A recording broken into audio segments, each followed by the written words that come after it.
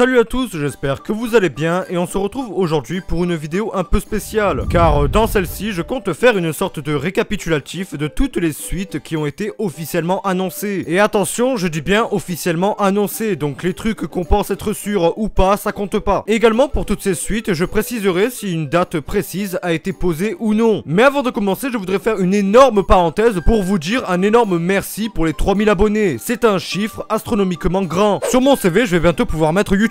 Trêve de plaisanterie, ça me fait très plaisir de pouvoir faire des vidéos et encore plus de pouvoir communiquer avec des gens qui partagent la même passion que moi. Et c'est donc à cette occasion que j'organise une FAQ. Donc en dessous de cette vidéo ou du post que j'aurai mis, vous pourrez poser toutes les questions que vous voulez, mais vraiment n'importe laquelle. Bon après, concertez-vous à une seule ou deux questions, parce que sinon plus personne pourra participer. Logique. Et sans perdre plus de temps, commençons enfin la vidéo.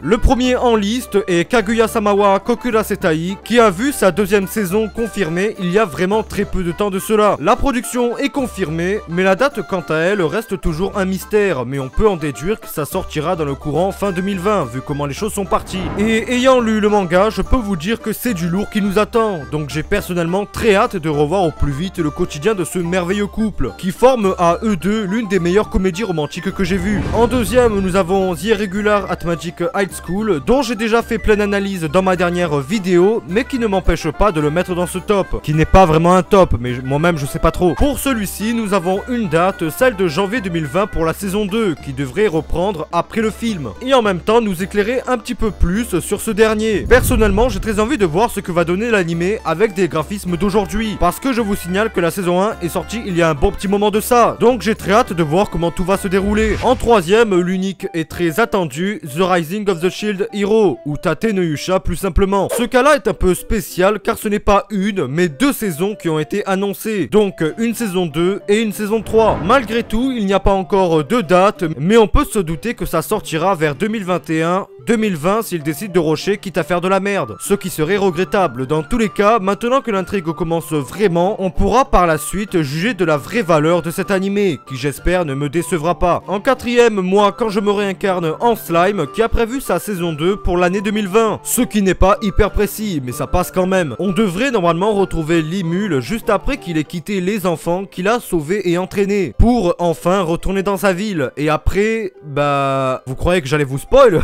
Vous attendrez comme tout le monde, hein. En cinquième, Gotobun no Hanayome, qui a cette fois une date largement plus précise, car comme The Irregular, la série sortira sa deuxième saison en janvier 2020. Fouh, ça va en faire des trucs à regarder toutes les semaines, hein. En sixième, le fameux ReZero, qu'on avait tous attendu et espéré depuis si longtemps. Bon, il n'y a pas de date, mais néanmoins, nous savons que la saison 2 sortira peu de temps après le second spin-off de la série, Band of Ice, qui expliquera plus en détail comment Pac et Emilia se sont rencontrés et comment ils ont formé un pacte. Bref, l'OAV sortira le 8 novembre au Japon et on sait approximativement que la saison 2 ne devrait pas tarder après. En septième, que beaucoup attendent, moi également, c'est la saison 2 de The Promised Neverland, qui devrait reprendre au moment où les enfants ont enfin réussi à sortir de l'orphelinat et sont enfin dehors. Personnellement, je n'ai pas pu attendre et j'ai acheté les mangas. Hashtag pigeon, oui, totalement. La série est prévue pour l'année 2020, ce qui est encore trop approximative, je vous l'accorde, mais juste le fait de savoir qu'il y aura sûr et certain une suite suffit à m'apaiser l'esprit. En huitième, le film de Kimetsu no Yaiba qui devrait adapter l'arc du train infini et de la bataille avec la nouvelle lune démoniaque. Et non, toujours pas de date, mais au moins c'est confirmé. Neuvième, Danmachi, dont j'ai déjà parlé, comme la majorité des animés dans cette vidéo d'ailleurs.